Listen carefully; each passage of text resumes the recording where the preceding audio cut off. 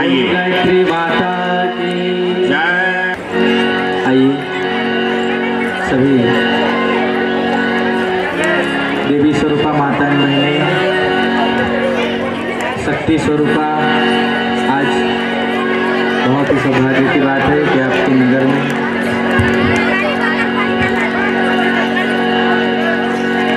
देव कलश मंगल यात्रा में पूरा नगर भ्रमण करके आए हुए आप सभी देवी स्वरूपा माता बहनों को हम एक स्वागत गीत से आप सभी का अभिनंदन करेंगे।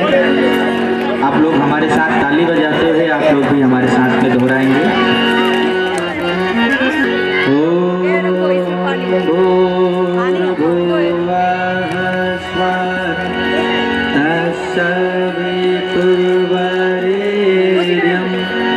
भर्गो देवस्य धियो यो नः प्रचोदयात्। ताली बजाते हुए हमारे साथ में एक संकीर्तन स्वागत अभिनंदन गीत आप सभी माताओं बहनों के लिए।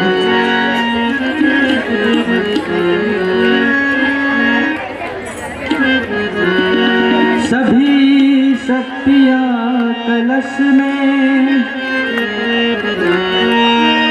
ब्रह्मा विष्णु महेश स्वागत वंदन कर रहा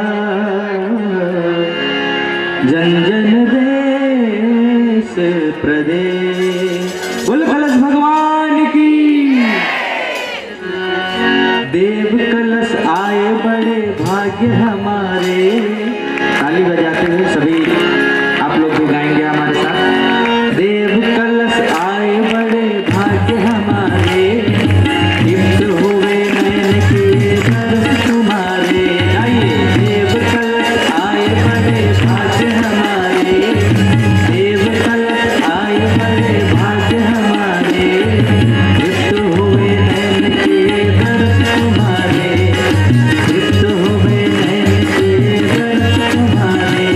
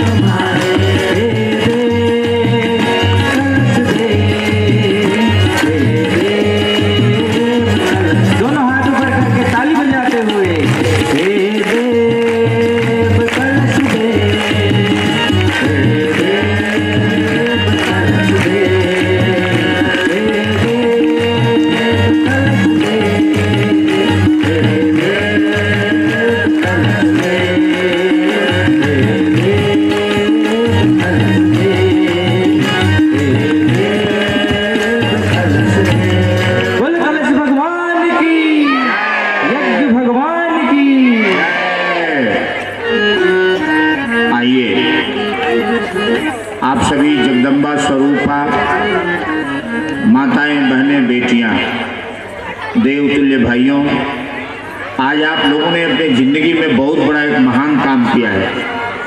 भगवान के साथ में कदम से कदम मिला के आपने चला, भगवान की साझेदारी किया है, भगवान का आपने सहयोग किया है। ये और पूजा पाठ की तरह से आप कलश निकाल के संतोष नहीं कर रही हैं। इस समय भगवान हम भक्तों को बुला रहे हैं। हम लोग हमेशा भगवान को बुलाते हैं, लेकिन ये समय आ गया है कि भगवान अपने भक्तों को बुला रहे हैं। ऐसे समय में मेरे भाई बंधुओं, हम लोग भगवान के सहचर सहभागी बन रहे हैं। ये गायत्री यज्ञ एक बहुत बड़ा विश्वव्यापी आंदोलन है। आप बातों को ध्यान से सुनिए। आपसे कोई पूछेगा ये गायत्री यज्ञ किस लिए हो रहा है, इसका मतलब क्या है, गायत्री यज्ञ से फायदा क्या होता है, तो इस बात को आप लोग सुनिए। 2-4 लाइन दिमाग में बिल्कुल बैठा लीजिए, दिमाग क्लियर हो जाए। आप किसी को सीधा 2 लाइन में बता दीजिए। मेरे भाई बहनों, ये गायत्री महायज्ञ किसी साधु संत महात्मा के द्वारा नहीं हो रहा है। ये गायत्री यज्ञ एक विश्वव्यापी आंदोलन है। किसके लिए? ये आशीर्वाद बांटने वाला यज्ञ केवल नहीं है, ये धरती पर मनुष्य को देवताओं का आशीर्वाद दिलाने वाला यज्ञ नहीं है, ये धरती के मनुष्यों को ही देवी देवता बनाने वाला यज्ञ है। ये बात पूरी पक्की समझिए। इसीलिए इस यज्ञ में हर व्यक्ति को शामिल किया जा रहा है।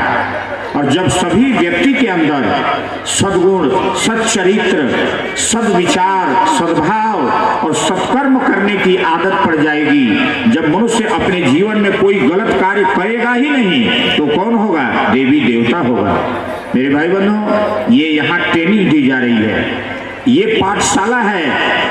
देवी देवता बनने की ये सबसे सर्वोत्कृष्ट पाठशाला है। और इसीलिए ये गांव गांव, शहर शहर, गली मोहल्ला कराया जा रहा है और सभी को बुलाया जा रहा है। आप कोई भी अब तक गलती कर दिए, चाहे आप जानबूझ के किए, चाहे अनजाने में हुआ, चाहे समाज में पढ़ करके हुआ, ठीक बात है, बीती बात को छोड़िए। अब आइए, एक नया इतिहास रचने जा रहा है भारत पूरे विश्व में एक नया इतिहास रचने जा रहा है और उसका एक क्रांतिकारी आंदोलन का ये चरण चल रहा है। मेरे भाई बंधुओं, इसलिए आप थोड़ी भगवान की मदद कर दीजिए। भगवान आपसे मदद मांग रहे हैं। जैसे भगवान राम ने मांगा, भाई थोड़ा मदद कर दो, हम लंका तक पहुंच जाएं, सीता हमारी वापस हो जाए। सीता बहाना था वहां तक पहुंचाने का। और आप जानते हैं कि सीता को अग्नि में भगवान राम ने सौंप दिया था, सुरक्षित रख दिया था अग्निदेव के पास में। छाया उस सीता का बनाया था और उसको लंका तक पहुंचाया था। ये माध्यम बनाया भगवान ने असुरता की जड़ तक पहुंचने के लिए और असुरता की जड़ को मिटाने के लिए।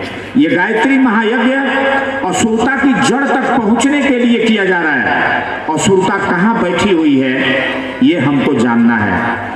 पूरे विश्व का जो सबसे बड़ा असुर है वो कहाँ बैठा हुआ है, उसकी जड़ तक हम पहुंचने के लिए यह कार्य कर रहे हैं और उसको जड़ से मिटा देंगे इस धरती से। ये कार्य गायत्री महायज्ञ के द्वारा किया जा रहा है। इसमें आप सबकी सहयोग की आवश्यकता है। एक आदमी के चाहने से नहीं होगा। भारत की आजादी एक आदमी के चाहने से नहीं हुआ।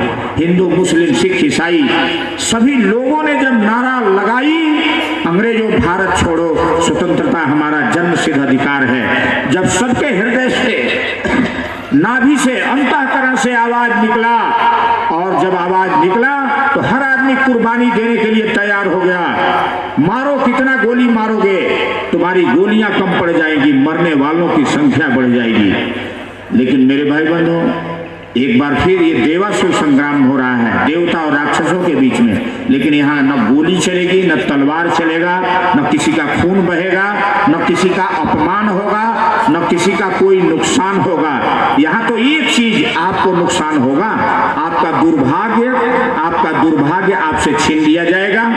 आपकी मुसीबत, आपकी जीवन की सारी परेशानी आपसे छीन लेगा भगवान, और आपको आपका सौभाग्य आपको लौटा देगा, आपके हाथों में सौंप देगा।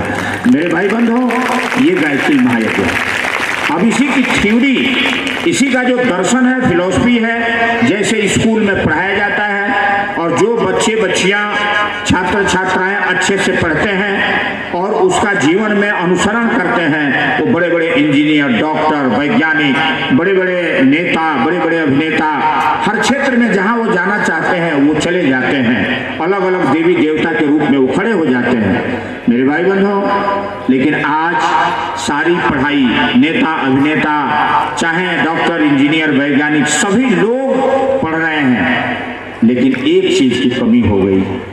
मनुष्य का सारा पढ़ाई और पैसा ऊपर बढ़ रहा है, पैसे का ढेर लग रहा है मनुष्य के पास, साधन सुविधाओं का ढेर लग रहा है, लेकिन मनुष्य का दिल बहुत छोटा होता जा रहा है। मनुष्य के अंदर में जो मानव के प्रति प्यार, उदारता और सहयोग और सेवा की भावना होनी चाहिए, वहां मानव के अंदर में स्वार्थ, संकीर्णता, क्षुद्रता और संग्रह करने की प्रवृत्ति बढ़ गई। हम बटोर लें और धन और सुविधा के बल पर हम बहुत बड़े बन जाएं, ये संभव नहीं।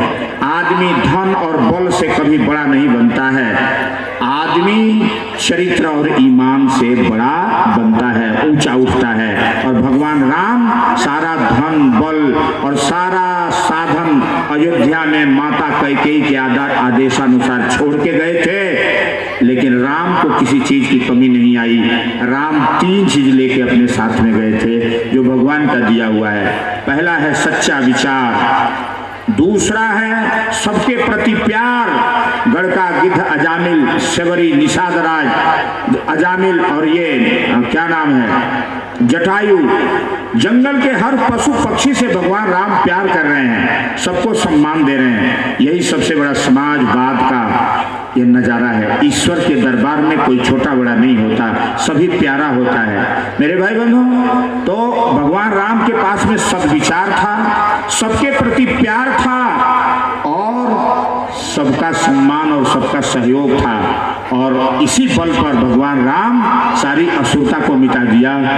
चरित्र और ईमान उनके पास में था। भगवान राम के पास में सबसे बड़ा बल, इस मानवता का सबसे बड़ा बल होता है ईमानदारी और चरित्र निष्ठा।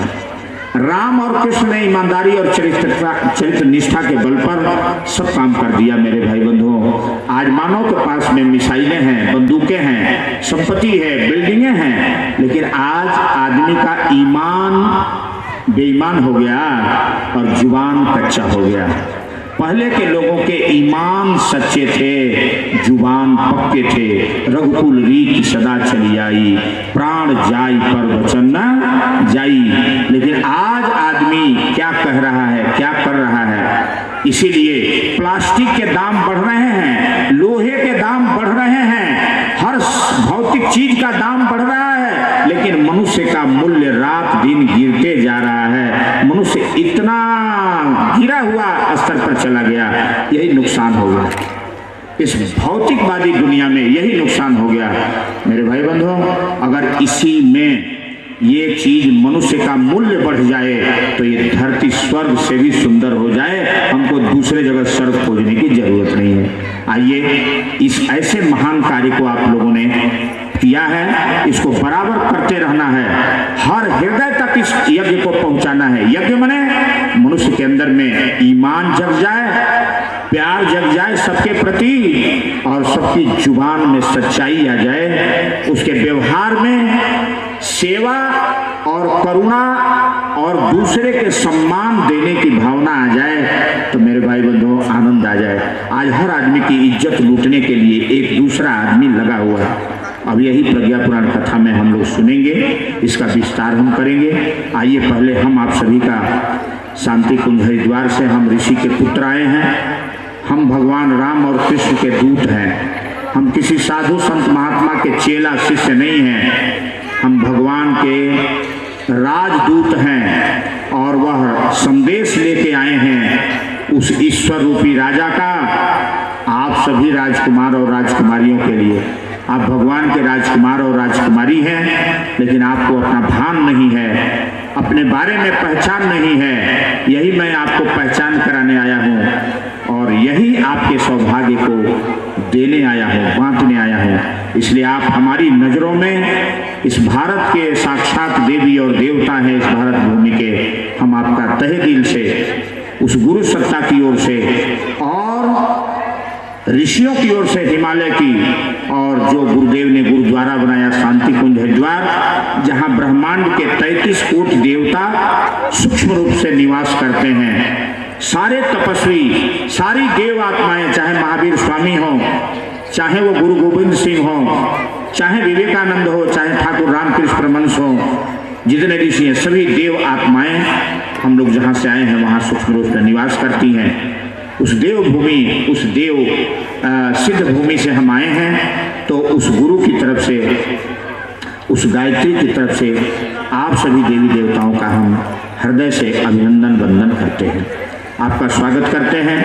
आपने भगवान की इस आवाज़ पर इस कार्य को कर रहे हैं, प्रारंभ किए हैं। साथ ही गुरुदेव माता जी से आपके उज्जवल भविष्य, आपके परिवार, आपके विकास, आपके सुखी और सबल शक्तिवान जीवन की प्रार्थना करते हैं, आपके चरित्रवान जीवन की प्रार्थना करते हैं। इस मिशन के सूत्रधार संचालक परम पूज्य गुरुदेव ऋषि पंडित श्री राम शर्मा आचार्य जी की पुत्री शैलबाला बहन जी के द्वारा होता है।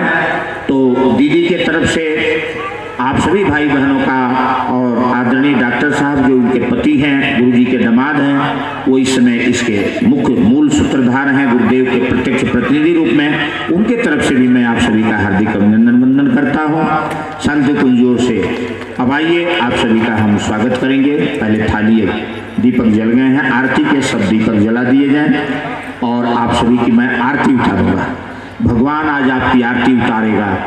हम भगवान के प्रतिनिधि बन के आए हैं और हम आपकी आरती उतारेंगे, आपका स्वागत करेंगे भाई बहनों, और इसके बाद आगे का कार्य होगा। अब मुख्य कलश जो लिए थे उन्हीं के सिर पर दे दीजिए। पहले उस मुख्य कलश की भी वहीं आरती होगी साथ साथ, और सभी बहनें माताएं अपने सिर पर कलश भगवान को रख लें। 33 कोटि देवताओं के साथ आज शक्ति जगदम्बा के रूप में आप सभी बहन बेटियों का और सभी भाइयों का भी आरती होगा। आप सभी ने अपने कदमों से चल करके इस पूरे महान कार्य को सफल किया और कर रहे हैं। भाई लोग भी जहाँ बैठे हैं हाथ जोड़ लें और बहनें अपने मस्तक पर कलश रख लेंगी। ये मुख्य कलश भाई साहब बहन जी को दे दीजिए, आरती हो जाए तब वहाँ रखिएगा। जो बड़ा वाला कलश मुख्य कलश है बहन जी के सिर पर दे दीजिए, आरती हो जाएगी तब वहाँ रख दिया जाएगा। हाँ, बोलिए कलश भगवान की, सभी हिमालय के ऋषि सत्ताओं की, इस नगर क्षेत्र के सभी देवी देवताओं की, सभी श्रद्धालु जनों की, नगर वासियों की। आइए बराबर दूरी में बच्चियां इधर मुंह करके खड़े हो जाएं, वहां से लेके यहाँ तक बराबर दूरी में, इस कोने से लेके इस कोने तक बराबर दूरी में लाइन से खड़ा कराइए। हाँ, वहां तक जाएं, उस कोने तक जाएं, और कोने में वहां उस कोने तक भैया जो खड़े हैं। हाँ, और आगे बढ़ाइए। हाँ हाँ, बराबर दूरी में, बराबर दूरी में, दूरी बराबर हो सबकी। ओम यं ब्रह्म वेदांत विदो वदन्ति परं प्रधानं पुरुषं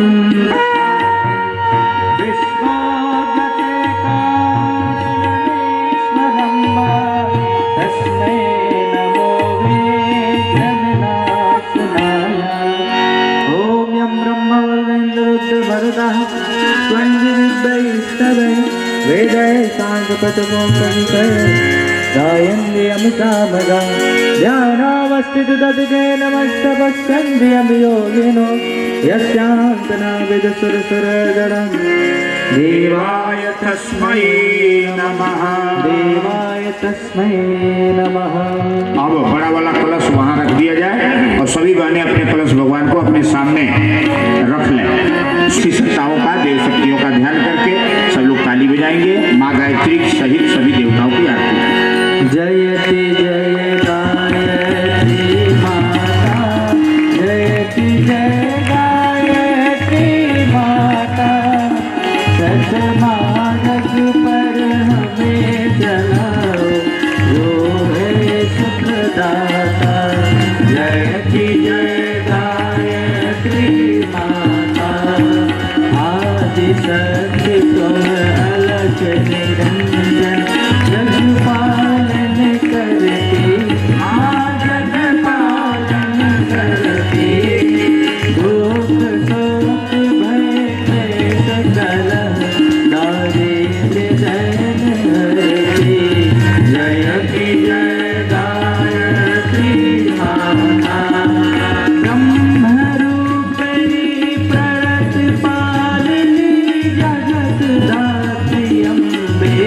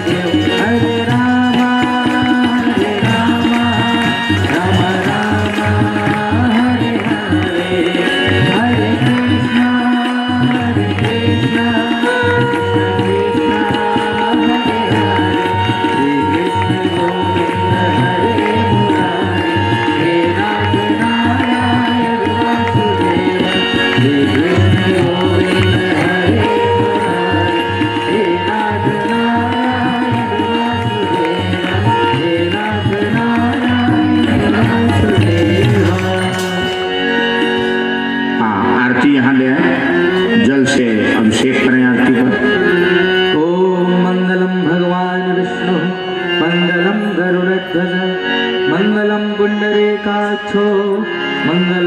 आरती गुरु जी की तरफ पहले ऐसे हाथ से देवताओं को अर्पित करें। भूर्भुवः स्वः तस्सवितुर्वरेण्यं भर्गो देवस्य धीमहि धियो यो नः प्रचोदयात्। अब सभी बच्चियां फिर उसी तरह उधर मुंह करके आरती ऊपर उठाएं, लाइन से खड़े हो सभी जाएं। लोग दोनों हाथ ऊपर करके वहीं से हाँ, सामूहिक आरती पहले ले लें।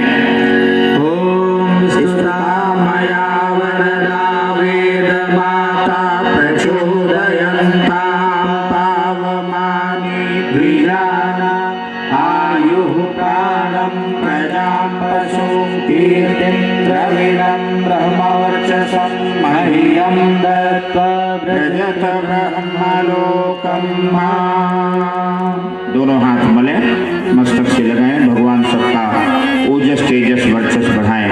अब चारों तरफ बच्चियां फैल के घुस जाएं अंदर और आरती सबको दिखा दें, सबके पास आरती पहुंचा दें। सभी लोग प्रणाम कर लेंगे, इधर भी उधर भी। एक बच्चियां बाहर बाहर चारों तरफ सबके घूम जाएं।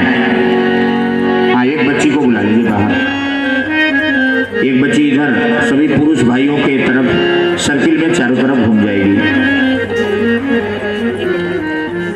ओम भूर्भुवः स्वः तत्सवितुर्वरेण्यं भर्गो देवस्य धीमहि धियो यो नः प्रचोदयात्। अब इसी कड़ी में सबसे पहले हम लोगों के बीच में श्री अनिल दुबे जी भाई साहब, जो बहुत जिम्मेदार पद पर अपने जीवन को बिताया है, देश की रक्षा के लिए मेजर स्तर के पद पर इन्होंने काम किया है। हम उनका स्वागत करते हुए साथ ही उनकी धर्मपत्नी श्रीमती विमला दुबे जी जो पार्षद हैं, हम उनका भी स्वागत का अभिनंदन करते हैं। और वो दोनों आदमी, उनके साथ में और कोई पदाधिकारी जो साथ में हैं, तो वो आप लोग आ जाएं सादर। यहाँ गुरु जी माता जी के सामने अक्षत पुष्प अर्पित करेंगे पूरे नगर की ओर से, अपने तरफ से गुरुदेव के चरणों में। उसके बाद पूरी नगर की ओर से आप सभी का तिलक चंदन करके और गुरुदेव की तरफ से आपको आशीर्वाद भी दिया जाएगा। हाथ में अक्षत पुष्प ले लें और गुरुदेव माता जी के चरणों में अक्षत फूल चढ़ाएंगे। ओम प्रखर प्रज्ञाय विद्महे महाकालाय धीमहि तन्नः श्रीरामः प्रचोदयात्। ओम सजल श्रद्धाय विद्महे महाशक्त्यै धीमहि तन्नो भगवती प्रचोदयात्। ओम श्रीमन महाकालाय महाशक्त्यै नमः।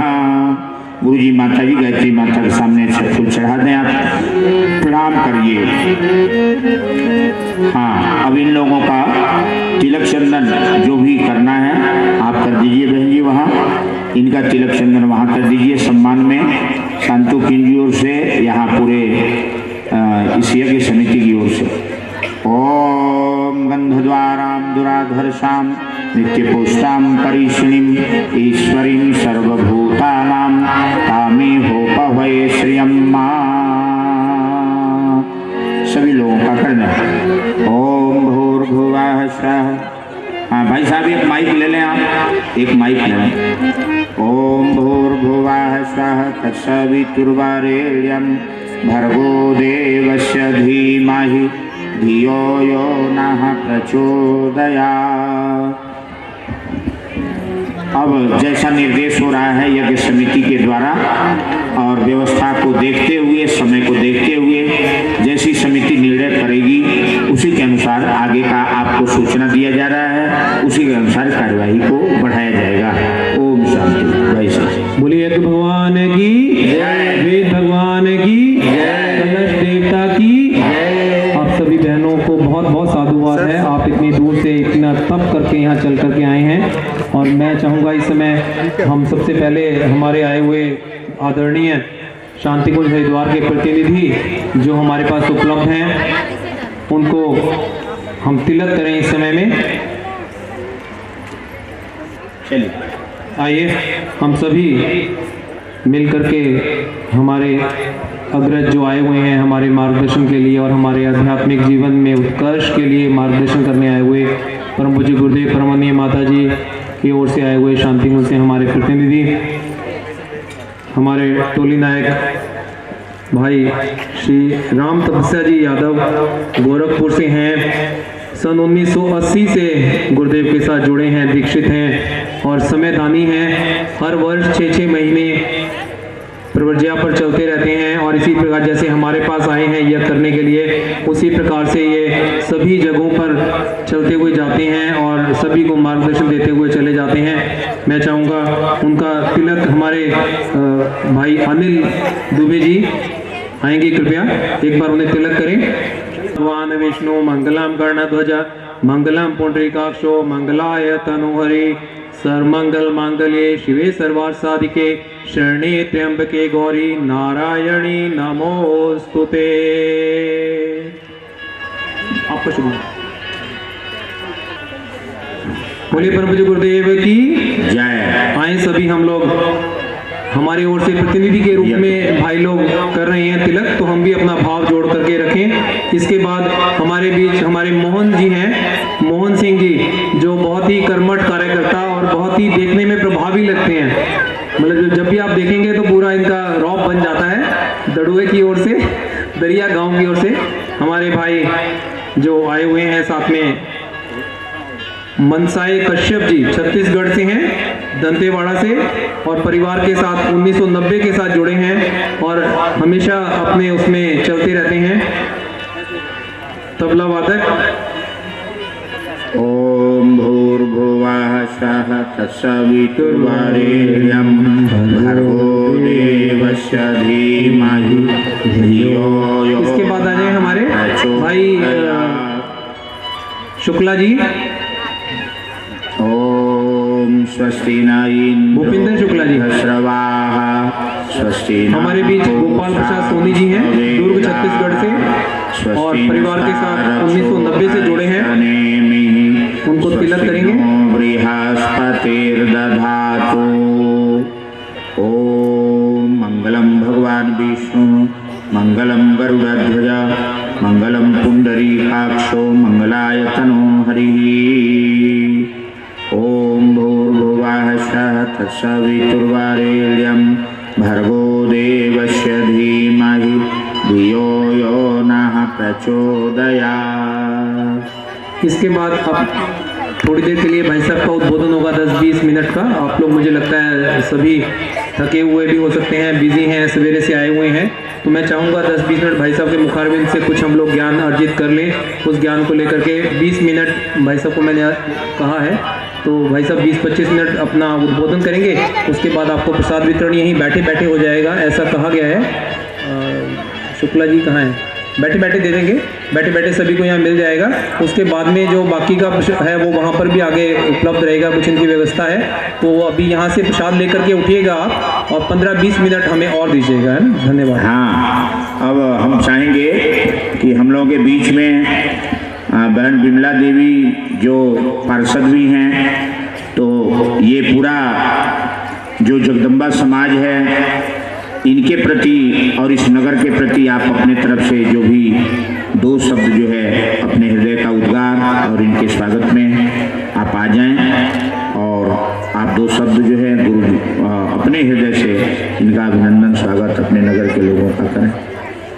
आ जाए, ठीक है? भाई साहब को ही खड़ा कर लें अपने प्रतिनिधि रूप में, दुबे जी भाई साहब को ही खड़ा कर लें। होना चाहिए आपके नगर में, आप लोग इतना अच्छा से सहयोग दे रहे हैं श्रद्धा से, तो आपके हृदय के उद्गार विचार से लोगों का हृदय और प्रफुल्लित होगा, उत्साहवर्धन होगा। तो आप अपने तरफ से गुरु चरणों में श्रद्धा सुमन अर्पित करें और अपने नगर के लोगों के प्रति बोलिए गायत्री माता की जय, सदगुरुदेव भगवान की जय। पूज्य पीठासीन महाराज की, सत्य सनातन धर्म की जय। आज ये हमारा सौभाग्य है जहाँ हमें सेवा का मौका मिला। उस क्षेत्र में इतना बड़ा यज्ञ का आयोजन गायत्री परिवार के लोगों ने किया है। मैं आभारी हूँ महाराज जी आपका, जो आप हरिद्वार से चलकर हमारे इस क्षेत्र में पधारे हैं।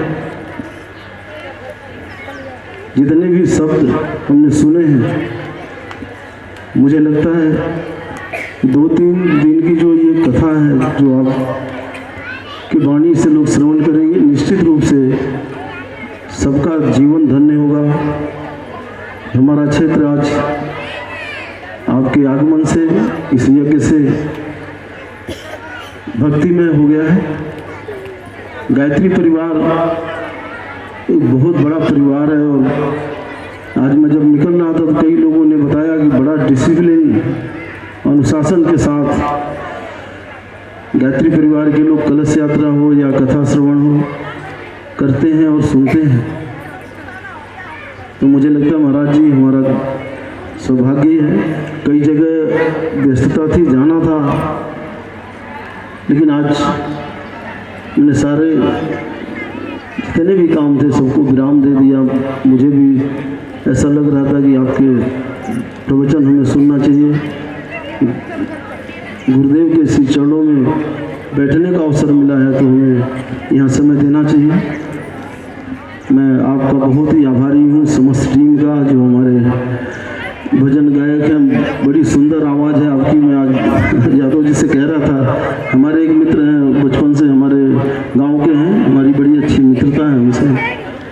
उनसे मैं कह रहा था कि बड़ा सुंदर आरती और भजन का श्रवण कराया उन्होंने। एक बार मैं आप सभी लोगों को बधाई और शुभकामनाएं देता हूँ। जितने कदम आप लोग कलश यात्रा, कलश उठाकर चले हैं, निश्चित तौर पर इससे आप सभी लोगों का भाग्योदय होगा। सबके जीवन में उन्नति, खुशहाली, समृद्धि आएगी, ऐसी कामना, ऐसी प्रार्थना मैं भगवान के श्री चरणों में करता हूँ। बहुत बहुत धन्यवाद। बोलिए गायत्री माता की जय। अच्छा, कितने लोगों को जोर से भूख लग गया है? हाथ उठाइए। भूख जिनको लग गया है बहुत तेज। अच्छा, हाथ नीचे कर। बढ़िया से भूख जिसको लगा है हाथ उठाइए जरा एक बार। अच्छा, बोलिए गायत्री माता की। तो अभी यज्ञ समिति के द्वारा ये हुआ कि थोड़ा ज्ञान का भोजन करा दिया जाए, लेकिन जब भूख लगा हो तो वो ज्ञान भी अच्छा नहीं लगता है। शरीर में दर्द हो, पीड़ा हो, भूख लगा हो तो ज्ञान भी अच्छा नहीं लगता है। तो पानी एक बार और पी लें, और अगर आप सभी की सहमति हो तो घड़ी से देख के हम 25 मिनट आपका समय लें, या 20 मिनट, इससे ज़्यादा नहीं लेंगे। आज की जो मूल बात है आपको समझा देंगे बस। अगर आप सभी की सहमति हो तब, नहीं तो अभी तुरंत बंद करेंगे और हम सभी लोग चलेंगे। तो कितने लोग चाहते हैं कि आप 20 मिनट का समय ले लीजिए, हम लोग को ज्ञान का प्रसाद पिला दीजिए? अरे हाथ नीचे करिए। हाँ, तो प्रसन्न मन से देखिए, हम लोग जो अभी देने जा रहे हैं, लेने जा रहे हैं, ये बड़ा दुर्लभ चीज है और समाज में जल्दी कहीं मिल नहीं रहा है। तो ये बड़े विस्तार से हम कल समझाएंगे आपको अच्छे से, लेकिन आज आपको मूल बात बता दें। सभी हमारी बहन बेटियां बहुत समझदार हैं, पढ़ी लिखी हैं, सभी भाई बहने हैं, तो आपको ये समझना बहुत जरूरी है। बोलिए गायत्री माता की। हाँ, तिलक कर दे सबको। ओम स्वस्ति न इंद्रो वृद्धश्रवाः, स्वस्ति नः पूषा विश्ववेदाः, स्वस्ति नस्तारक्षो अरिष्टनेमिः, स्वस्ति नो बृहस्पतिर्दधातु। बोलिए गायत्री माता की। हाँ, अब एक 20 मिनट का समय हम लेंगे घड़ी से देख के। हमारी घड़ी में 4:26 हो गए हैं। तो मेरे भाई बहनों, आप बस समय से 20 मिनट में हम आपको अपनी बात आज की, मैंने भगवान की बात समझा देंगे। बोलिए गायत्री माता की। आप बहुत बहुत सावधान होकर बातों को सुनेंगे। बस यही महत्व है। इस पूरे पैसा खर्च किया गया है, पंडाल लगाया गया, हम लोग कलश निकाले, ये सारा का सारा इसी विचारों पर, बातों पर निर्भर करता है। आप कितना ले लेते हैं और हम आपको कितना पिला पाते हैं। तो इस दुनिया की सबसे मूल्यवान चीज क्या है? मनुष्य। 84 लाख योनि, जिसमें 80 लाख योनि जो है, जीवों की जो कैटेगरी है 80 लाख, वो नभचर में और जलचर में है।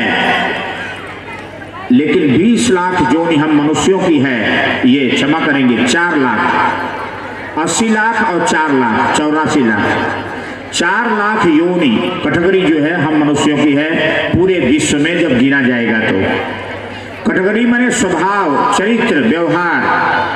और इसी 4 लाख जीवन स्तर जीने वाले जोन के मनुष्यों को जगाने और संभालने के लिए ये सारा वेद, शास्त्र, कथा, पुराण, यज्ञ होता रहता है बराबर। तो इस पूरे विश्व ब्रह्मांड को सजाने वाला सबसे बड़ा शक्तिशाली अगर कोई प्राणी है, सबसे सुंदर और शक्तिशाली प्राणी है, तो वो कौन है? मनुष्य। ये सब जगह लिखा हुआ है। मैं सारे ज्ञान ग्रंथों का आपको सूत्र रूप में निचोड़ दे रहा हूं मेरे भाई बहनों। और इस सारे मनुष्य को सजाने संवारने वाला सबसे बड़ा सेंटर, सबसे बड़ा केंद्र बिंदु कौन है? मां, आप जगदम्बा। इसीलिए आप कलश उठा रही हैं। आप ही के द्वारा इस पूरी सृष्टि को जन्म दिया जाता है। आप ही के छाती के अमृत दूध पी के ये सारा सृष्टि अमर होती है। आपके आंचल के छाया का अनुदान वरदान कवच पहन करके ये पूरा समुदाय सुरक्षित रहता है। आप ब्रह्मा हैं, विष्णु हैं, महेश हैं। इस पर कथा परसों होगी मेरे भाई बहनों। अब आइए, 2 बातें आई। इस पूरी दुनिया को मानव चाहे तो आबाद कर दे, मानव चाहे तो बर्बाद कर दे। ये शक्ति मानव में है। और पूरे मानव को अगर बिगाड़ना चाहे तो ये माँ बहनें बिगाड़ दें, और बनाना चाहे तो ये बना दें। हिला देती है धरती। ये पूरी सृष्टि परिवार में मनुष्य कितना हो पैसा, धन, सुविधा कमा के ले आके रख दे, लेकिन अगर परिवार की ये जगदम्बा, ये लक्ष्मी, अगर उसको व्यवस्थित और संवारने में और उसका निर्माण करके भोजन बना के खिलाना है, हर आइटम देना है, हर विचार और पद्धति देना है, पूजा उपासना करना है, घर को जगाना है, दीपक जलाना है, संस्कार और संस्कृति को प्राण देना है, ये माँ करती है। तो पूरे विश्व ब्रह्मांड को बना दे या बिगाड़ दे, ये मानव के, नर नारी मानव में समाएंगे, मानव के हाथ में है। और पूरे इस परिवार को संवारने, नारी चाहे तो घर को आबाद कर दे और नारी चाहे तो घर को बर्बाद कर दे। ये पावर नारी में है। ये 2 मूल बिंदु हैं, ये सृष्टि के मूल बिंदु हैं। आइए अब हम इस बात को आपके सामने रख रहे हैं कि पूरी दुनिया में सीसीटीवी कैमरे आज बड़ी तेजी से लग रहे हैं। चारों तरफ मशीनें का प्रयोग हो रहा है। बड़ी बड़ी सुरक्षा की मशीनें लगाई जा रही हैं। सुरक्षा के तमाम इंटरनेट और तमाम एक से एक सूक्ष्म से सूक्ष्म, अति सूक्ष्म मशीनों का प्रयोग किया जा रहा है। एक से एक कड़े कानून बनाए जा रहे हैं। एक से एक इस दुनिया की व्यवस्था को व्यवस्थित करने के लिए उपाय किए जा रहे हैं। उसके बावजूद भी इस समाज में भ्रष्टाचार, व्यभिचार घट रहा है या बढ़ रहा है? आप लोग बताइए। यस नो बोलिए। सारे प्रयास करने के बाद व्यभिचार रात दिन बढ़ रहा है या घट रहा है? उत्तर दीजिए। ये आत्मा की आवाज से मैं पूछ रहा हूं आप लोगों से। ये धर्म संसद है, यही धर्म संसद है। आप सभी देवी देवता बैठे हुए हैं। आपकी आत्मा आपको सीधा आवाज देगी, बोलेगी वो। तो बोलिए, पूरी दुनिया में हम जहां भी गए हम सबसे ये बात पूछते हैं, सभी लोग हृदय से बोलते हैं और स्वीकार करते हैं, महाराज जी सारे उपाय के बाद भी, चाहे परिवार हो, चाहे मनुष्य का अपना व्यक्तिगत जीवन हो, चाहे समाज हो, हर जगह ये पापाचार, दुराचार, ये बेचैनी और ये तनाव, ये उग्रता रुकने का नाम नहीं दे रहा है। पहले हमारी जीवन की और इस ब्रह्मांड की समस्या क्या है, हम इस बात को पकड़ रहे हैं। कहीं छूटे तो आप सभी विद्वान बैठे हुए हैं, आप बता दीजिए। तो मेरे भाई बंधुओं, समस्या बढ़ रही है। अब समस्या बढ़ क्यों रही है? सारी दुनिया को संचालित करने वाला, व्यवस्थित करने वाला मनुष्य है। कोई भी व्यवस्था, चाहे मिसाइल उड़ा रहा है, चाहे चंद्रमा पर चंद्रयान भेज रहा है, चाहे सूर्य का रीडिंग करने के लिए L1 वो सूर्य का जो है सूर्ययान भेज रहा है, चाहे मंगलयान भेज रहा है, A to Z जो भी आप नाम ले लीजिए, चाहे धरती पर जो भी व्यवस्था बनाना है, चाहे जो भी धर्म संप्रदाय बने हैं, सारे के सारे का सूत्रधार कौन है? ये मानव जीवन है, ये मनुष्य है। ये मनुष्य से ही सब हो रहा है।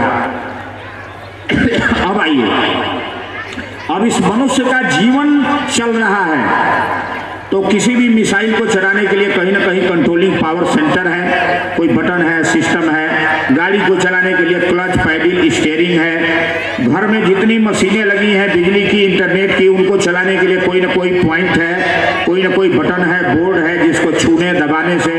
हमारे पास में मोबाइल है, इसको भी छूना, टच करना पड़ता है। मेरे भाई बंधुओं, कहीं ना कहीं से कोई ना कोई संचालन करने का बिंदु है।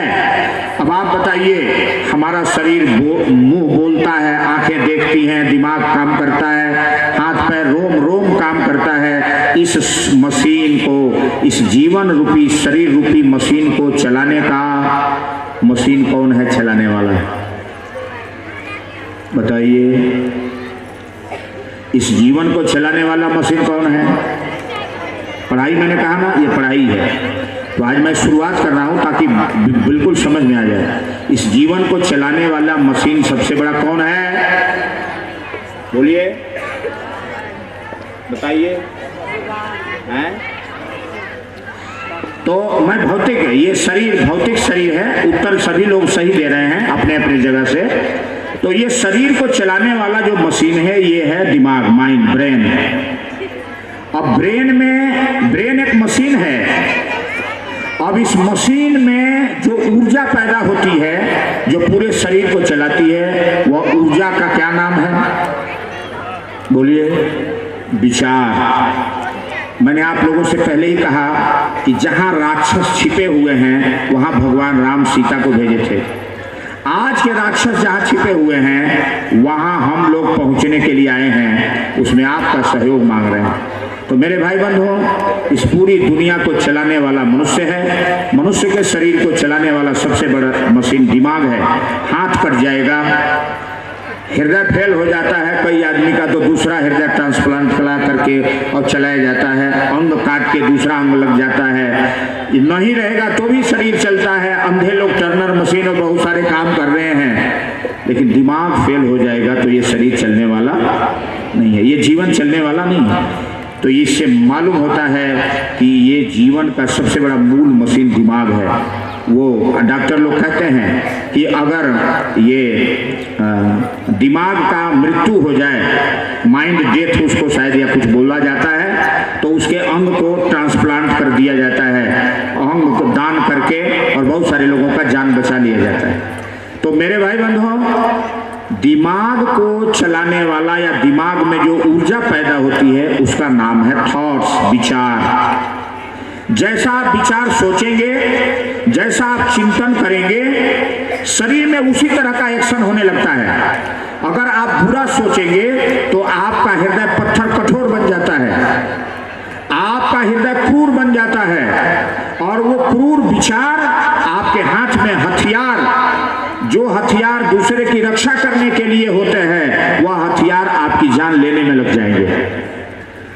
ये कौन करा देता है? शरीर या विचार। शरीर को चलाता है विचार, विचार आपका अच्छा चल रहा है तो आपके हृदय में इतनी उदारता आएगी, आपका दिमाग इतना सरल हो जाएगा और सबके प्रति एक प्रेम और सम्मान की भावना जग जाती है। अरे भाई, एक इंसान मिला है, चलो इससे बातें करते हैं, ये कहाँ से आया है, सुंदर बातें होती हैं और दोनों प्रणाम करते हैं। आइए, बहुत अच्छा लगा, आपका स्वागत है, कुछ खाइए, हंसिए, हंसाइए, इससे जीवनी शक्ति बढ़ती है, आय बढ़ती है। और जब क्रूर विचार आते हैं, बुरा विचार आते हैं, तो एक माँ बहन बेटी मिल जाए, एक पुरुष मिल जाए नारी के सामने, अगर उसके अंदर में बुरा विचार है तो वो सोचता है इससे हम दुराचार करें, जीवन का दुरुपयोग करें। मेरे भाई बंधुओं, एक पुरुष उस नारी की इज्जत लूटने के लिए तुरंत प्रहार कर देता है, उसकी हत्या कर देता है। ये सारा क्रिया कराने वाला कौन है? शरीर या विचार? बोलिए, विचार। हमारे मन में जैसा विचार उत्पन्न होगा, चिंतन उत्पन्न होगा, वैसा ही प्रेशर बनता है, पावर, भावना। और इस मस्तिष्क का आधा भाग बाएं तरफ विचार, जिसमें मन है, मन चिंतन करता है, मन चिंतन करता है और मन जैसा चिंतन करेगा वैसा ही पावर, भावना बनती है। जो दाहिने पक्ष में है यह भावना हृदय तक पहुंचती है। मेरे भाई बंधुओं, हमारा हृदय मुलायम बनता है और जब यह विचार बुरा हो जाता है तो आदमी कुछ भी बुरा करने के लिए तैयार हो जाता है और इसी शरीर से वो विचार करा लेता है। आदमी के विचार अगर सही कर दिए जाएं, सभी आदमी के विचार अगर अच्छे हो जाएं तो काम बन जाए। और मैं केवल उदाहरण नाम दे करके बता दे रहा हूं कि भगवान राम को वनवास भेजना है और राम से सबसे ज्यादा प्यार कैकेयी करती थी। तीनों माताओं में सबसे ज्यादा प्यार कैकेयी का राम के प्रति था, लेकिन राम को वनवास भेजने का कार्य कैकेयी के द्वारा ही हुआ। कैकेयी राम को वनवास भेजने के पक्ष में नहीं थी। कब तक? जब तक कि उसके दिमाग में बुरे विचार नहीं आए थे। और कैकेयी राजा दशरथ को मदद करने के लिए देवासुर संग्राम में गई थी और देवासुर संग्राम में राजा इंद्र की मदद करने के लिए युद्ध कर रहे थे राजा दशरथ। तो एक समय ऐसा समय आया कि दुश्मनों ने उनके रथ पर प्रहार कर दिया, उनके रथ का धूरा टूट गया और राजा को मार दिया, मूर्छित गिर गए रथ में। कैकेयी रथ से उतरी और रथ में हाथ लगाया धूरा में और रथ को नचाया, सारथी का सहयोग लेकर के रथ को बाहर युद्ध भूमि से निकाली और किसी तरह राजा दशरथ के प्राण को बचा लिया। राजा दशरथ जिंदा हो गए और फिर अगले दिनों जब समय आया वो युद्ध किए, इंद्र के पक्ष में देवताओं की विजय हुई और राक्षसों की हार हुई। उसी समय दशरथ ने 2 वरदान कैकेयी को दिया। कैकेयी 2 वरदान मांग लो। क्यों दे रहे हैं वरदान? इसलिए सदा भवानी दाहिने सन्मुख रहे गणेश। तू भवानी बन के आज वीर भूमि में मेरे साथ हो। अगर तुम नहीं होती तो मैं न जिंदा होता न मुझे विजय प्राप्त होता। तुमने हमारी प्राण बचाया, इसलिए 2 वरदान मांगो। उसने कहा कि ठीक है, समय आएगा तो मैं 2 वरदान आपका मांग लूंगी, अभी अपने पास इसको बैलेंस रखिए। 2 वरदान प्रेजेंट मुझे मिल गए हैं। पहला, मेरा पति सौभाग्य जो मेरा खड़ा है उसका जान बच गया और दूसरा, उसको विजय मिल गया। तो हमारे पति का विजय हमारा विजय है। पुरुष हमारा पति पेड़ है तो मैं उसकी छाया हूँ, वो काया है मैं छाया हूँ। पुरुष जो है शरीर है तो मैं प्राण हूँ, भवानी नारी प्राण होती है। इस बात को कल मैं पूरे विज्ञान पद्धति पर मैं आपके सामने साबित कर दूंगा। नारी प्राण होती है, वो पैदा करती है, प्राण देती है, वो छाती का दूध पिला के इस प्राण को बढ़ाती है, वो संस्कार दे के जीवन को महान बनाती है, वो जगदम्बा है। ये विषय यही छोड़ दीजिए। आइए अब हमारा विषय बिल्कुल अंतिम पॉइंट में पहुंच रहा है और वही कैकेयी राजा दशरथ को लेके आ गई। समय आया, समय बीता और जब 4 पुत्र पैदा हुए, भगवान बड़े हुए, आज राजगद्दी देने का समय आ गया। 12 बजे रात में सारे देवताओं को आदेश हो गया राम का, देवताओं मैं धरती पर राजगद्दी संभालने नहीं आया हूँ, मैं तो धर्म की स्थापना करने आया हूँ और धर्म का, राक्षसों का नाश करने आया हूँ, इसलिए मेरी राजगद्दी नहीं होनी चाहिए। कोई ना कोई व्यवस्था बनाओ, मेरा वनवास होना चाहिए ताकि मैं उन राक्षसों तक पहुंच सकूं। सारे देवता परेशान, भगवान का आदेश है, लेकिन राजगद्दी जो उल्टवाएगा जिंदगी भर में जन्म जन्म कलंक लगेगा, जुगों जुगों तक इतिहास में कलंक लिखा जाएगा कि भगवान राम की राजगद्दी को इसने मिस किया था, उल्टवा दिया। सारे देवता मिलके सरस्वती के पास जाके प्रार्थना किए, देवी सांप भी मरे, लाठी भी बचे, कोई उपाय लगा, भगवान का आदेश भी उल्लंघन न हो और ये काम भी हो जाए, उनकी राजगद्दी न हो। तो उसने कहा ये कलंक मैं क्यों लूं, और उसने क्या किया, तो कैकेयी के पास में बैठी हुई उसकी दासी मंथरा का बुद्धि जो है उलट दिया, विचारों को उलट दिया, और वही मंथरा काला नाग की तरह से फुफकार मारी, गंदे विचारों को प्रहार किया। बोलो, मंथरा कोई तेगा तलवार चला रही है, और मंथरा ने बुरा विचार सुनाया, लोभ और स्वार्थ का विचार सुनाया। कैकेयी, अगर भरत राजा बनेगा तो ये राज्य तुम्हारा अक्षुण रहेगा, और राम राजा बनेगा तो कौशल्या की बात मानेगा, कौशल्या के अनुसार राज्य चलाएगा, और तू नौकरानी बन जाएगी, वो महारानी बन जाएगी। इसलिए भरत को राजगद्दी पर बैठा और राम को वनवास भेज। फिर भी वो गाली दे रही है। कैकेयी के अंदर में जब तक अच्छे विचार हैं, वो चाटा मारी मुंह पर मंथरा के, तेरे मुंह में कीड़े नहीं पड़ जाते, तेरी जीभ कट करके मुंह से बाहर नहीं आ जाती, कलमुही मेरे राम को वनवास की बात कर रही है। तब मंथरा ने कहा, मैं चाटा क्यों खाऊं कैकेयी, तेरा भाग्य बनेगा या बिगड़ेगा। अगर भरत राजा बनेगा तो तू महारानी बनेगी, राम राजा बनेगा तो तू नौकरानी बनेगी। ये निर्णय कर ले, कल राजगद्दी का सवाल है। राम राजा बनेगा तो भी और भरत राजा बनेगा तो भी मेरा कोई प्रमोशन नहीं होने वाला है और मेरा कोई डिमोशन नहीं होने वाला है, मेरे को कोई उन्नति नहीं होगी पद में, मैं तो तेरी दासी ही रहूंगी, लेकिन तेरा भाग्य बन बिगड़ जाएगा। और यह लोभ पैदा किया, लोभ पापस्य कारणम, अर्जुन से भगवान गीता में कह रहे हैं, लोभ ही मनुष्य को पतन की ओर गिराता है। मेरे भाई बंधुओं, लोभ जब पैदा हो जाता है, राजगद्दी मैं महारानी बनूंगी और ये सारा राजपाट मेरे अनुसार चलेगा, यही लोभ जो है कैकेयी के बुद्धि को बिगाड़ दिया, और तब वो कैकेयी दासी बन गई और मंथरा गुरु बन गई और विचार दिया, दो वरदान मांगा, भरत की राजगद्दी, राम का वनवास। मेरे भाई बंधुओं, और इसका परिणाम क्या हुआ, जिस राजा के प्राण को देवासुर संग्राम में कैकेयी ने टूटे हुए रथ के चक्के में अपना हाथ लगा करके और नचाई थी, आज वही रानी इतना कठोर बन गई है, लोभपूर्ण विचारों से उसका हृदय पत्थर बन गया है कि पत्ती जैसे पानी से मछली बाहर होके तड़पती है अपने प्राण के लिए, आज राजा दशरथ अपने प्राण के लिए तड़प रहे हैं और कह रहे हैं, देवी अगर राम चला जाएगा तो मैं भी जिंदा नहीं रहूँगा और ये अयोध्या में सुख शांति मर जाएगी, तू इस बात को बदल दे। उसने कहा, देना है तो दीजिए, नहीं तो कह दीजिए नहीं दूंगा, प्राण जाई पर वचन न जाई, रघुकुल रीति सताई, मरूंगा लेकिन मैं अपने वचन को कटने नहीं दूंगा। मेरे भाई बंधु, देखिए यहाँ दो विचार है, सकारात्मक विचार, नकारात्मक विचार। कैकेयी अपने नकारात्मक विचार पर खुली है और नकारात्मक विचारों से उसका हृदय इतना पत्थर हो गया है कि उसके सामने तड़पते हुए उसके पति इस दुनिया से चले गए, उसी पति का प्राण उसने बचाई थी युद्धभूमि में। जब उसका विचार अच्छा था तो टूटे हुए रथ के पहिए में हाथ लगा के पति का प्राण बचाई, ये पति परमेश्वर भगवान है। और जब उसका विचार बुरा हो गया, लोभ और स्वार्थ में आ गया, तो पति दिखाई नहीं दे रहा है, पद दिखाई दे रहा है और धन दौलत दिखाई दे रहा है, और राजा दशरथ स्वर्गवासी बने, बेटा बहू वनवासी बने, और सारी नगरी की खुशी उदासी में बदल गई।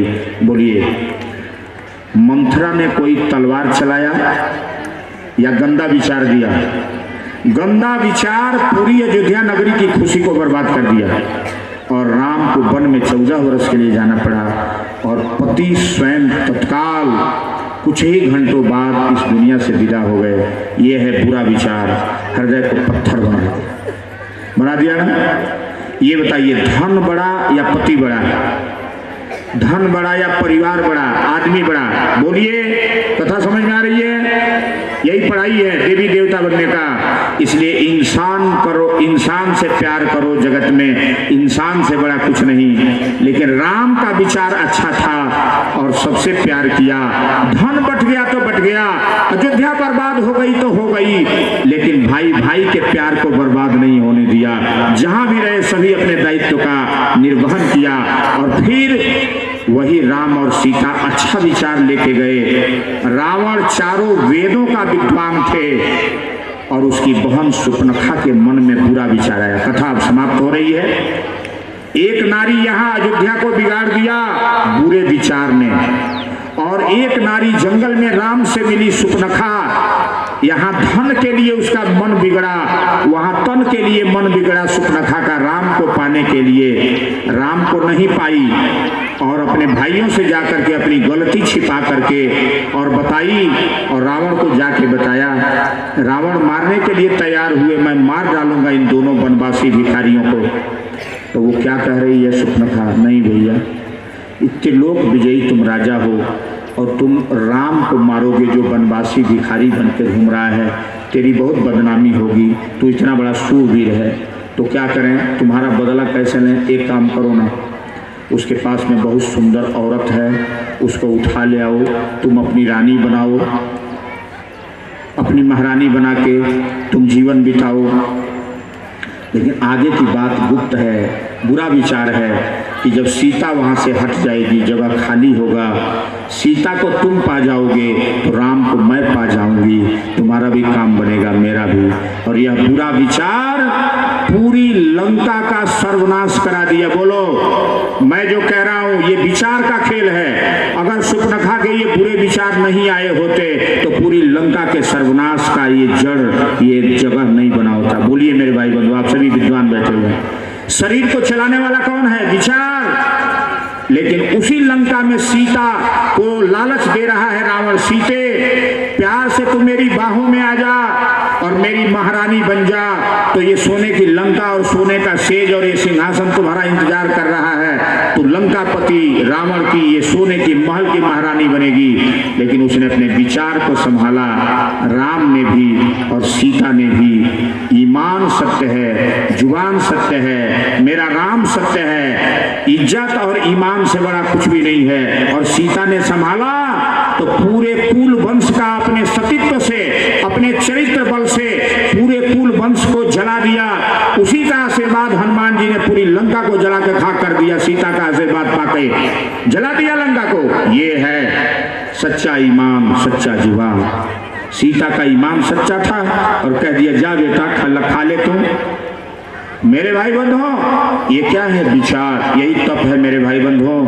आज सारी दुनिया में जितना भ्रष्टाचार हो रहा है, मनुष्य का विचार खराब हो गया है। और मनुष्य का विचार अगर सही कर दिया जाए, सभी अच्छे राह पर सोचने लगे, सबका सम्मान करने लगे और अपना जितना धन बल है सबके सम्मान में लगाएं, बेटा को पढ़ाएं, बेटी को पढ़ाएं, चरित्रवान बनाएं, ईमानदार बनाएं, डॉक्टर बने, इंजीनियर बने, अधिकारी बने, नेता बने, ईमानदार बने, चरित्रवान बने। अभी सारी दुनिया की समस्या का समाधान, बोलिए मैं जो समाधान दे रहा हूं ये सही या गलत?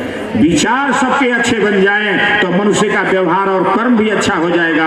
और दुनिया में जितना भ्रष्टाचार हो रहा है ये मनुष्य का बुरा विचार ही करा रहा है। इसलिए बड़े बड़े मंत्री, बड़े बड़े अधिकारी या जेल की रोटी खा रहे हैं। जिस धन संपत्ति के लिए वो जेल में जा रहे हैं और जो फोर्स के जवान उनको सलामी देते थे उनको हथकड़ी लगा के जेल में बंद करते हैं, उससे कई गुना ज्यादा रुपया पैसा उनको दे दिया जाए। आप लोग बताइए कितना हो धन दे दिया जाए, लेकिन जिसकी इज्जत एक बार चली गई क्या वो वापस उनके पास लौट जाएगी? बोलिए धन बड़ा या इज्जत बड़ी? धन बड़ा या विचार बड़ा? विचारों के बल पर मनुष्य यहाँ से चंद्रमा पर चंद्रयान दौड़ा दिया है, लोहे की मशीन दौड़ा दिया है बिना आदमी के। बोलो ये पावर कहाँ से मिल रहा है? असली पावर उस विमान को कहाँ से मिल रहा है मेरे विद्वानों? विचार। तो इस दुनिया का सबसे शक्तिशाली कौन है? मनुष्य। और वो किसके बल पर है? विचार के बल पर। और ये विचार, ये दिमाग और ये गायत्री मंत्र जो है इसी मशीन को सही दिशा में चलाने के लिए ये गायत्री मंत्र है। और ये विचारों की फ्रिक्वेंसी को, निगेटिविटी को हटाता है और पॉजिटिविटी को बढ़ाता है। सबके अंदर में सकारात्मक विचार आ जाएं। बी बोल्ड, मेरे भाई बनो, बहादुर बनो, बी ऑनेस्ट, ईमानदार बनो, तो फिर सब काम बन जाएगा। आइए, यही गायत्री महायज्ञ है और हम दुश्मन के बिल्कुल जड़ तक पहुंच रहे हैं। ये दुश्मन विचार का दुश्मन कहाँ बैठा है? सभी मनुष्य के दिमाग में। और जिस दिन सभी मनुष्यों के दिमाग का विचार अच्छा बन जाएगा, सभी अच्छे कर्म व्यवहार करने लगेंगे, फिर ये जाति पाति वर्ग भेद सब समाप्त हो जाएगा। सभी गुणवान बनेंगे, चरित्रवान बनेंगे और संस्कारी और ईमानदार बनेंगे। फिर ये धरती स्वर्ग बनेगी और यहाँ से सब कुछ दुर्व्यवहार मिट जाएगा। आज की बात यही, आप सभी लोगों से यही निवेदन है। आप सभी अपने बेटा, बहू, माता पिता, भाई, बंधु, डॉक्टर, इंजीनियर, हम सबका आह्वान कर रहे हैं, आप इसमें आइए। आपका हमारा पूरा सम्मान है।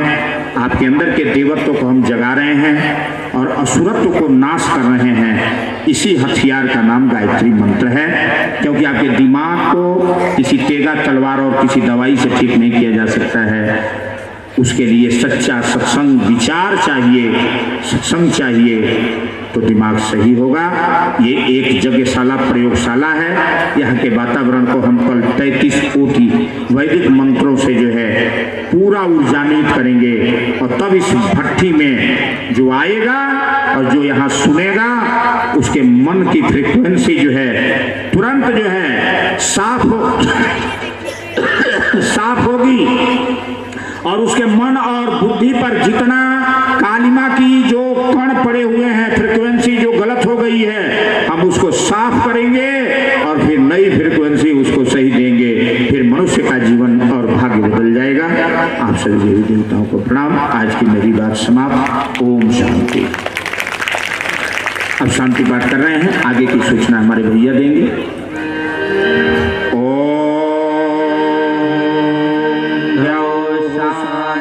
शांतिरंतरिक्षं शांतिः पृथिवी शांतिरापः शांतिरोषधयः शांतिः वनस्पतयः शांतिर्विश्वे देवाः शांतिर्ब्रह्म शांतिः सर्वगं शांतिः शांतिरेव शांतिः सामा शांतिरेधि। ओम शांतिः शांतिः शांतिः सर्वानिष्टसु शांतिर्भवतु। बोलो गायत्री माता की जय, यज्ञ भगवान की जय, परम पूज्य गुरुदेव की जय, परम वंदनीय माता जी की जय, भारत माता की जय, दुर्गा माता की जय। एक बनेंगे, नेक बनेंगे, हम बदलेंगे, युग बदलेगा, हम सुधरेंगे, युग सुधरेगा। ज्ञान यज्ञ की लाल मशाल सदा जलेगी, सदा जलेगी। ज्ञान यज्ञ की ज्योति जलाने हम घर घर में जाएंगे, नया सवेरा नया उजाला इस धरती पर लाएंगे, नया समाज बनाएंगे, नया जमाना लाएंगे। जन्म जहाँ पर हमने पाया, अन्न जहाँ का हमने खाया, वस्त्र जहाँ के हमने पहने, ज्ञान जहाँ से हमने पाया। वह है प्यारा देश हमारा, प्यारा प्यारा देश हमारा। देश की रक्षा कौन करेगा? हम करेंगे, हम करेंगे। धर्म की रक्षा कौन करेगा? हम करेंगे, हम करेंगे। युग निर्माण कैसे होगा? व्यक्ति के निर्माण से, माँ का मस्तक ऊंचा होगा, त्याग और बलिदान से। नित्य सूर्य का ध्यान करेंगे, अपनी प्रतिभा प्रकट करेंगे। मानव मात एक समान, नर और नारी एक समान, जाति वंशक एक समान। नारी का सम्मान जहाँ है, संस्कृत का उत्थान वहाँ है। जागेगी भाई जागेगी, नारी शक्ति जागेगी, जाग गई भाई जाग गई, नारी शक्ति जाग गई। व्यक्ति की शक्ति नारी है, परिवार की शक्ति नारी है, समाज की शक्ति नारी है, विश्व की शक्ति नारी है। नारियों जागो, अपने अरे को जोर से बोलो, जानो। आगे। विचार क्रांति अभियान सफल हो, सफल हो, सफल हो। हमारी युग निर्माण योजना सफल हो, सफल हो, सफल हो। हमारा युग निर्माण सत्संकल्प पूर्ण हो, पूर्ण हो, पूर्ण हो। धर्म की जय हो, धर्म का नाश हो, प्राणियों में सद्भावना हो, विश्व का कल्याण हो। बोलुगाधिपति महाकाल की जय। नमः पार्वती पते हर हर महादेव। ओम शांति समाप्ति। हमारे YouTube चैनल अखिल विश्व गायत्री परिवार पंचकुला को सब्सक्राइब करें एवं बेल आइकन ज़रूर दबाएं ताकि गायत्री परिवार पंचकुला की मिशन से संबंधित गतिविधियों की जानकारी आपको मिलती रहे।